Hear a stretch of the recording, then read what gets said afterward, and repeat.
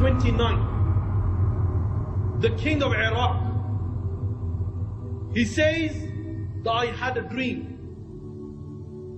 I had a dream with the two companions of Rasulullah sallallahu alaihi wasallam. They have come to me, and they said to me that the water from the river Tigris is seeping through our graves.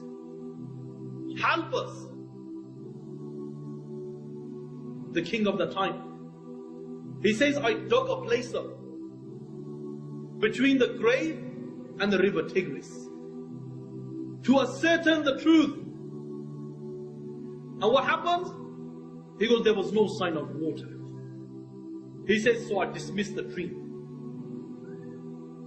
He goes yet again. He had the same dream over and over and over again.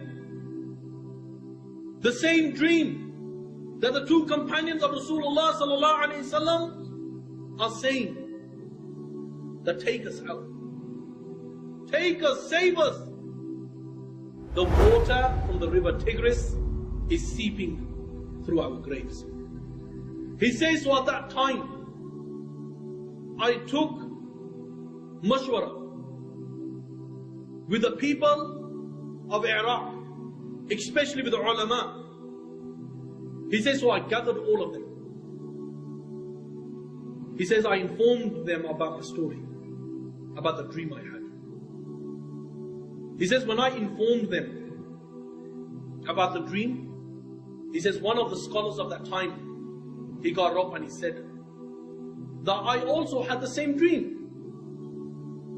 So he says, that it was agreed upon that the graves of these two companions will be dug up. He says a date was fixed. The date was fixed on a certain day that the graves of these two companions will be dug up. And if the water is seeping through, relocate them to a different place.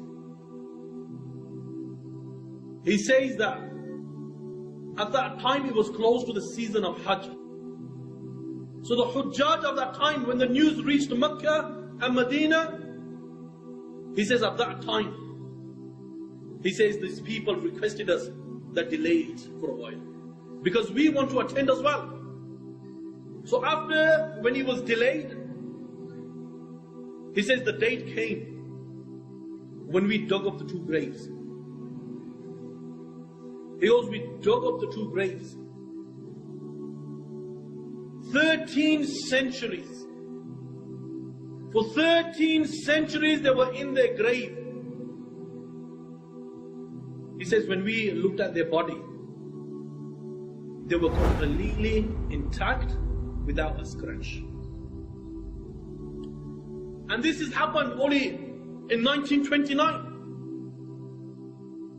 And says we took the bodies out and we moved them next to Salman al-Farsi. Next to his grave, a hole was dug.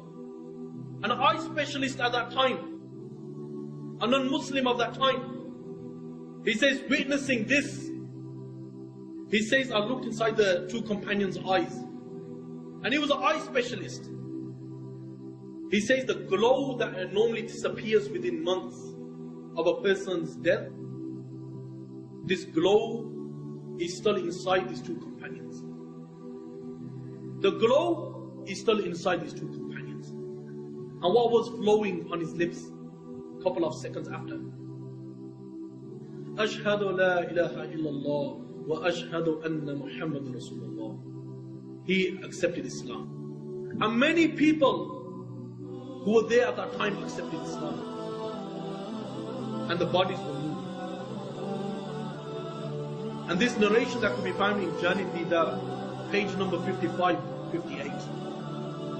An encyclopedia, if you just type in the name Abdullah ibn Jabir, you will see that this article will also be present there.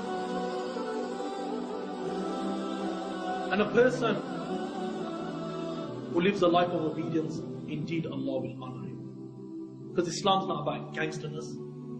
No, it's about people going around gunning people down.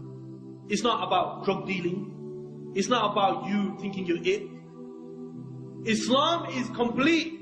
Every single thing in the Quran, the Muslims shouldn't deny anything and they should accept it blindly. Why? Because this is the book that shook the world. And I pray to the Almighty Allah, that Allah makes us from amongst those people who Allah honors. And Allah save us from the punishment of the grave. وآخر دعوانا